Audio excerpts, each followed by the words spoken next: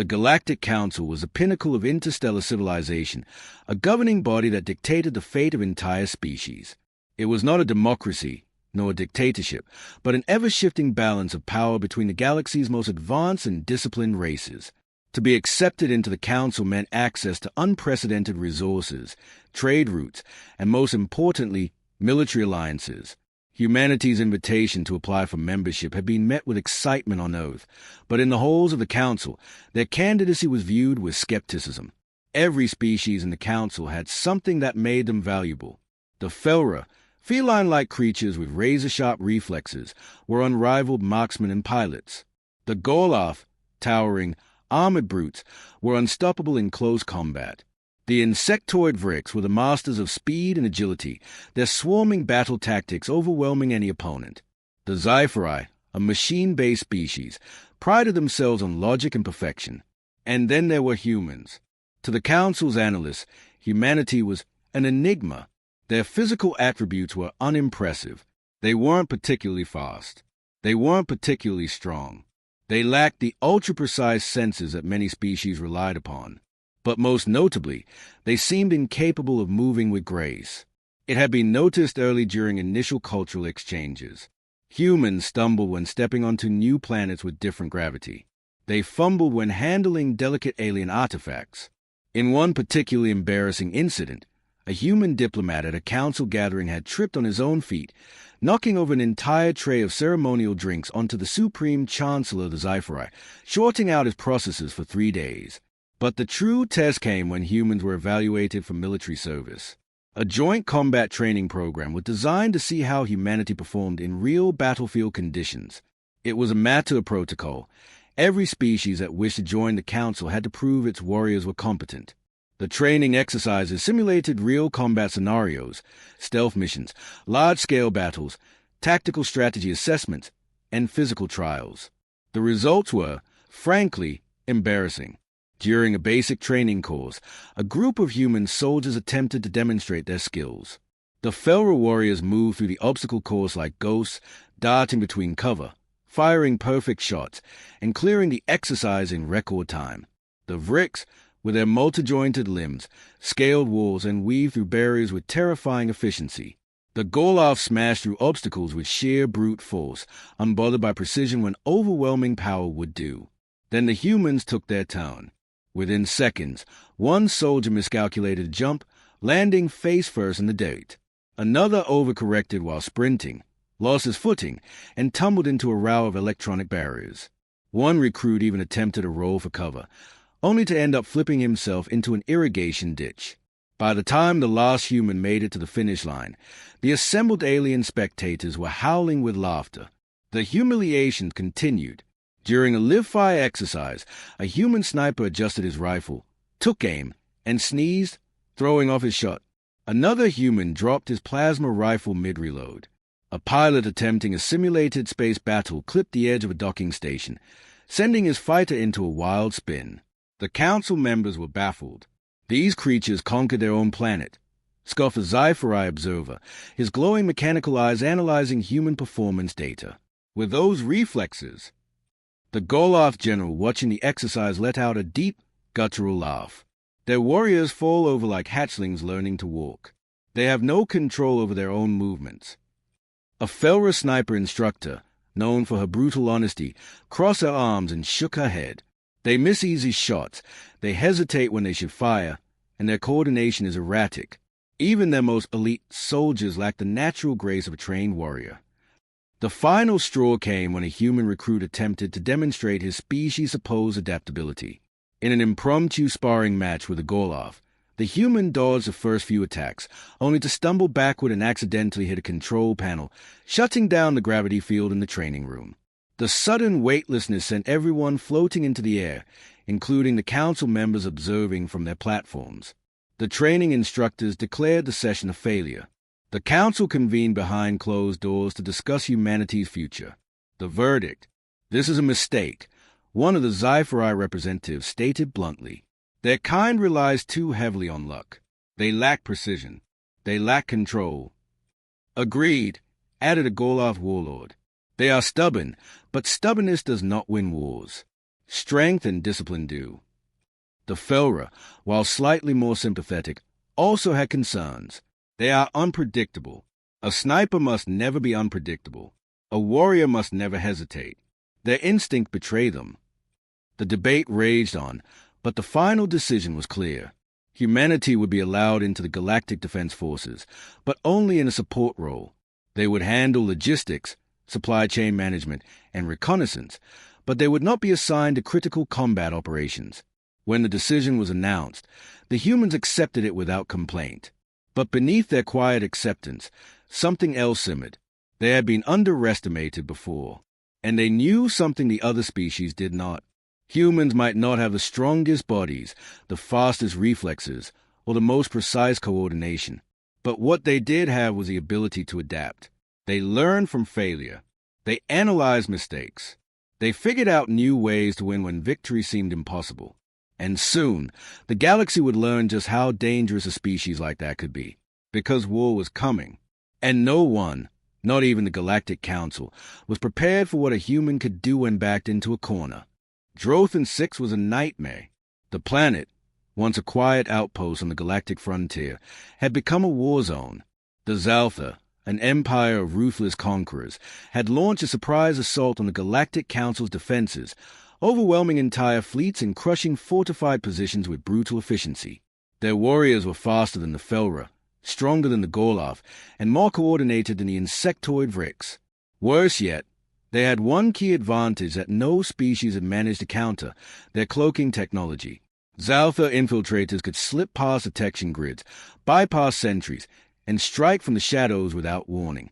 Their energy-disrupting weapons made traditional force fields useless, and their hive-mind battle tactics ensured no perfect coordination. The Council's finest soldiers were falling one by one, unable to counter an enemy they couldn't see. Desperation set in. High Command scrambled to contain the invasion, pulling back elite units to protect core worlds. Drothan 6, however, was not a priority. It was to be abandoned, just another casualty of war. But not everyone had left. Sergeant Cole Rivers, a human sniper, had been assigned to Drothan 6 as part of a small human support unit before the invasion began. When the Council declared the planet lost, most of the surviving forces were ordered to retreat. But Rivers refused to leave. A handful of survivors, injured Felra scouts, a battered Vrix demolitionist, and a wounded Gorloth heavy gunner, were trapped behind enemy lines. Evacuation was impossible. The only thing standing between them and a slow death at the hands of the Zaltha was a lone human sniper who had been deemed too clumsy for elite combat duty. As night fell, the hunt began. The first shot, Rivers perched himself atop a ruined watchtower, his rifle steady against his shoulder. The Zaltha moved like ghosts, slipping in and out of the dense, mist-covered terrain. Their armor shimmered, bending light around their bodies, rendering them almost invisible. Almost. Rivers didn't rely on sensors, thermal imaging, or fancy motion trackers. Those had already failed against the Zaltha cloaks. Instead, he relied on something else entirely: pattern recognition. The Zaltha thought they were undetectable, but Rivers had been watching them long enough to see the truth. They had habits, a slight distortion in the mist when they moved too quickly, the way their cloaks flickered for a fraction of a second after rapid movement, the small depressions their feet left in the damp soil. He exhaled slowly. Through his scope, he caught the faintest shimmer near a fallen tree. 1 heartbeat. 2. A single shot rang out. The Zaltha infiltrator's cloaking field collapsed as he crumpled to the ground. A bullet lodged in the base of his skull. The other Zaltha froze. Their species had fought many wars, but they had never encountered an enemy who could see them when they were cloaked. Rivers chambered another round. The long night. The Zaltha adjusted quickly. They moved more cautiously, sticking to deeper shadows, using overlapping cover to avoid exposing themselves. They adapted, but so did Rivers. He changed positions constantly, never firing from the same place twice. He used the environment to mask his movements, letting the wind carry the sound of his shots in misleading directions. He set traps, jury-rigged motion sensors stolen from abandoned council equipment, crude noise distractions, even simple tripwires made from the gear of fallen soldiers. One by one, the Zaltha fell. They tried to counterattack, They flooded his last known position with plasma fire, reducing entire buildings to rubble. But Rivers was already gone. The survivors under his protection could hardly believe what they were witnessing. The Felra Scout, a species known for its unmatched sniper skills, whispered in disbelief. His hunting them. The Goloth, a warrior raised to believe strength was the ultimate weapon, now saw something different. Precision, control, patience. This is not a soldier, the Goloth rumbled. This is a predator. The Vrix demolitionist simply stared at Rivers as he lined up his next shot, her mandibles clicking in astonishment. How does he see them? Rivers grinned. I don't. He pulled the trigger. Another Zalfa dropped. I just know where they're gonna be. The turning point. By the time the sun rose over Drothan 6, the battlefield had changed. The Zalfa advance had stalled, not because of an army, not because of superior firepower, but because of a single human sniper. They had begun retreating, pulling back from their positions, unwilling to advance further into territory where an unseen hunter waited for them. Word spread through the Galactic Council's remaining forces.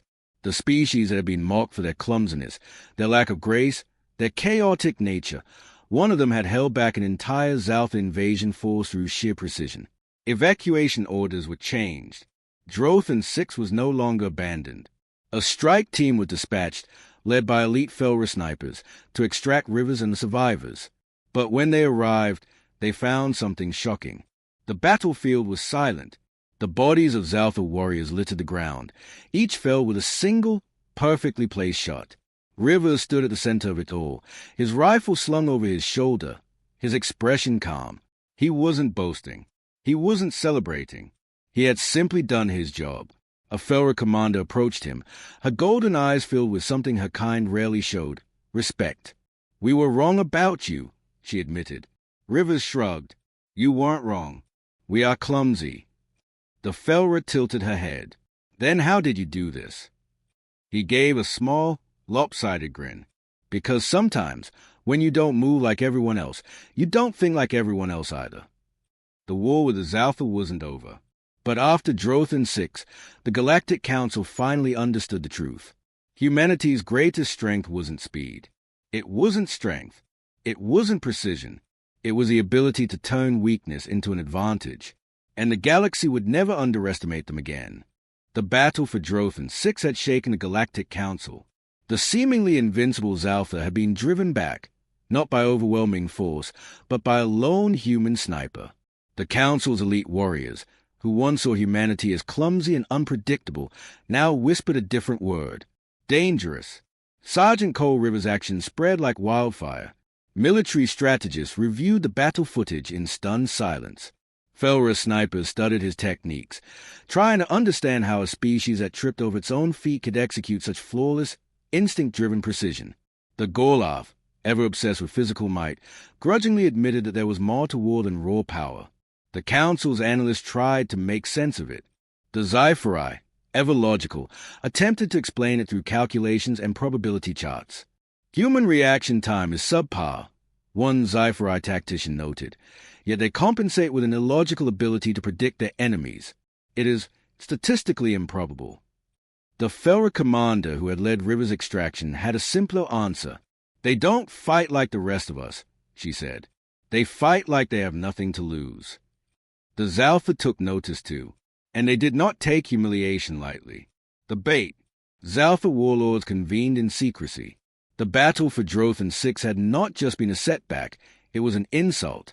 For a species that prided itself on dominance, the idea that a single human had outmatched their finest warriors was unacceptable. They wanted revenge. The Zalfa's war doctrine was built on fear. They didn't just win battles, they crushed the spirit of their enemies.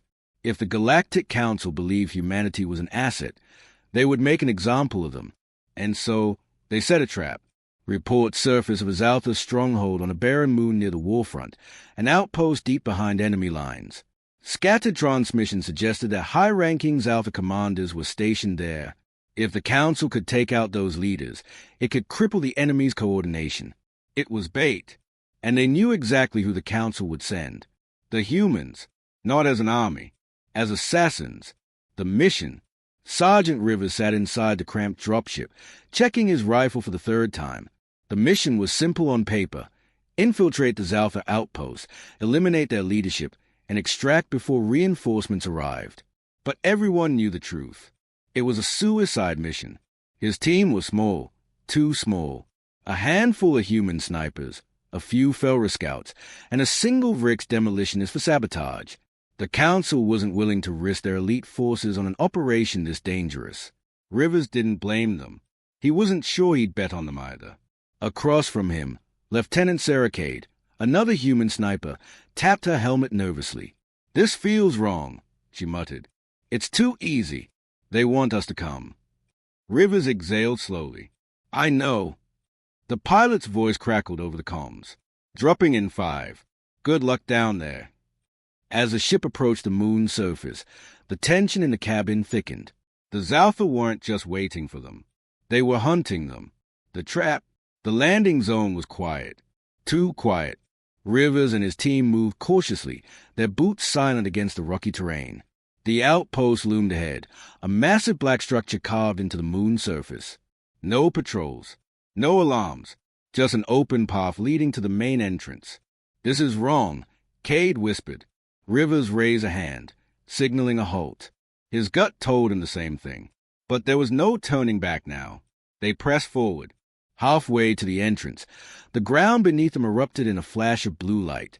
Energy pulses shot from hidden turrets, tearing into the team before they could react. A Felra scout was vaporized instantly. A human sniper took a direct hit and crumpled without a sound. Ambush. The Zaltha had been waiting.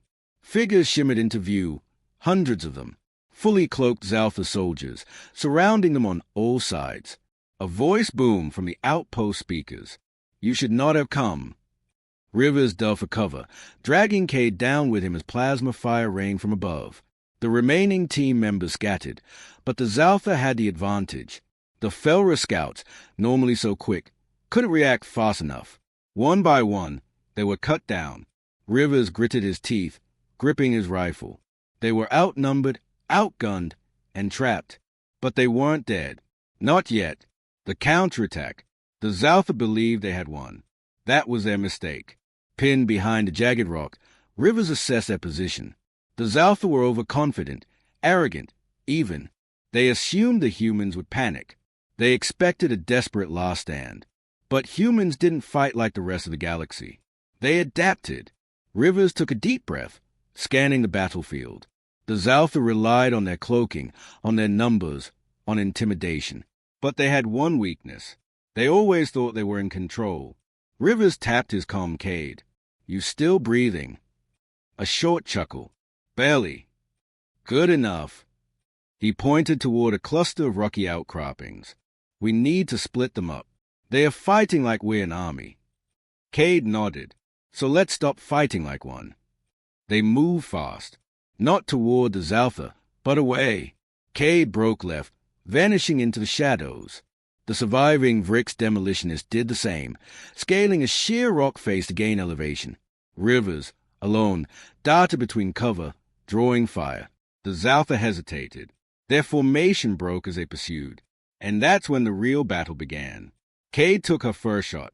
A Zaltha soldier dropped, his cloaking field shorting out. The Vrix set off a small charge, sending debris cascading into the enemy ranks. Rivers took advantage of the chaos, lining up shot after shot, moving with practiced efficiency. The Zaltha weren't fighting an army anymore. They were fighting ghosts. Minutes stretched into an eternity. The battlefield shifted. The hunters had become the hunted. One by one, the Zaltha fell. By the time the dust settled, the ambush had become a massacre. Rivers stood amidst the wreckage, his rifle still smoking. The Zaltha outposts had been reduced to rubble, their commanders eliminated, their forces shattered. But victory had come at a cost. Of the original team, only 3 survived: Cade, Rivers, and the Vrix demolitionist. As they called for extraction, a final message came through the Zaltha's comm channels. A warning. "We underestimated you once. Never again." Rivers wiped the sweat from his brow. He knew what it meant. The war had changed. Humanity wasn't just a nuisance anymore. They were a threat. And the Zaltha had just made the mistake of giving them a reason to fight even harder. The war was no longer about conquest. It was personal. The Zaltha, once an unstoppable force, had encountered something they could not predict: humans who fought with an almost reckless, instinctive precision. The ambush at the moon outpost was meant to be a lesson, a show of dominance. Instead, it had backfired spectacularly. And now, the Zaltha were afraid. For the first time in their history, they feared an enemy. They couldn't see them. They couldn't track them. They couldn't predict them. And so, they changed their strategy. They stopped hunting humanity in open battles. Instead, they sought to erase them. All human forces on the front lines vanished. Transport ships disappeared. Colonies lost contact without warning. There were no survivors, no wreckage, just silence. The Galactic Council panicked. What are they doing? The Felra High Commander demanded. Where are they taking them? No one had an answer, until Sergeant Cole Rivers and Lieutenant Sarah Cade received a message that wasn't meant for them. A Zaltha transmission, intercepted by Council intelligence. They had found Earth. The unthinkable plan. The Council convened in an emergency session. The Zaltha was sending their entire fleet to Earth. Not to conquer, to exterminate. They fear what they cannot control. The Sci-Fi analysts declared. They believe eliminating the source of unpredictability will restore their dominance. The Council was divided. Earth was an outlier, a planet that had contributed little to the greater galactic war effort. The Council could not afford to send their main fleets to protect a single world. But Rivers and Cade didn't wait for a decision. They hijacked a Council stealth corvette and took off toward Earth, alone. The Zaltha had made one critical mistake. They assumed humanity was alone. The final battlefield. The Zaltha fleet arrived in Sol space like a tidal wave. Thousands of warships, armed with world-destroying firepower, surrounded Earth. Their invasion force deployed in coordinated waves, descending on the planet like locusts, and they were met with nothing. No resistance, no planetary defenses, not even a single human visible. The Zaltha hesitated. Something was wrong. Their sensors picked up no military movements, no evacuations, no panic transmissions. The humans simply waited, and then the first Zaltha dropships touched down. That's when everything changed. The end of the Zaltha. The moment Zaltha boots hit the ground, the sky erupted in gunfire. Not from soldiers, not from warships, from everywhere. Skyscraper windows shattered as hidden sniper nests opened fire. Subways, alleyways, rooftops, every street became a kill zone. It wasn't an army that met the Zaltha. It was everyone. Every man, every woman, every old veteran, every teenager who had ever picked up a rifle. The Zaltha weren't fighting a military. They were fighting an entire planet. And they weren't ready. They had expected predictable defenses, organized armies, conventional strategies. What they got was absolute chaos. Human snipers, trained by generations of war, picked off high-ranking Zaltha officers with impossible shots. Guerrilla fighters emerged from sewers, ambushing entire squads before vanishing again. And worst of all, humanity enjoyed it. The Zaltha were used to breaking their enemies with fear. But humans thrived in chaos. For the first time in their history, the Zaltha experienced terror. They tried to fall back. They tried to regroup. But there was no escape. Rivers and Cade, guiding the planetary defense from the shadows, turned the entire planet into a sniper's nest. Every step the Zaltha took, every movement, they were being watched. And one by one, they fell, the truth revealed. By the time the Zaltha fleet realized they were losing, it was too late. Their ground forces had been wiped out, their warships trapped in a kill zone. Human fighter squadrons, appearing out of nowhere, launched a counterattack with pinpoint precision, disabling their capital ships one by one. A final transmission was sent to the Zaltha High Warlord, deep within the command ship. It was a single image, a photograph, of Earth, not a burning wasteland, not a conquered world, a planet untouched, because the Zaltha had never actually landed on Earth. They had been lured into a trap. The battlefield they had just been annihilated on, a human colony built to look like Earth. The real Earth, hidden, its true location known only to humans. River's voice came through the HFY Warlord communication channel. "Did you really think we'd just let you find us?" he said, his voice calm. "We've been watching you since the beginning. We knew this was coming." The HFY Warlord trembled. "We don't fight like the rest of the galaxy," Rivers continued. "We don't just defend." A long pause. "We hunt." The last thing the Zaltha Warlord saw was a flash of light as his ship was obliterated by a single, precise shot from orbit. The aftermath. The Zaltha Empire collapsed within a week. Their entire leadership, their greatest warriors, their most advanced fleets, gone. Word spread. The Galactic Council, once skeptical of human capability, now saw them in a new light. Not just as allies, as something far more terrifying. The Felra, the best snipers in the galaxy, refused to challenge humans in marksmanship ever again. The Goloth warriors, who once laughed at human frailty, spoke of them in hushed tones, like a force of nature that could not be controlled. The surviving Zalthas surrendered unconditionally, not because they had lost a battle, but because they had seen what humans truly were. Not just fighters, not just survivors, predators, and the galaxy would never underestimate them again.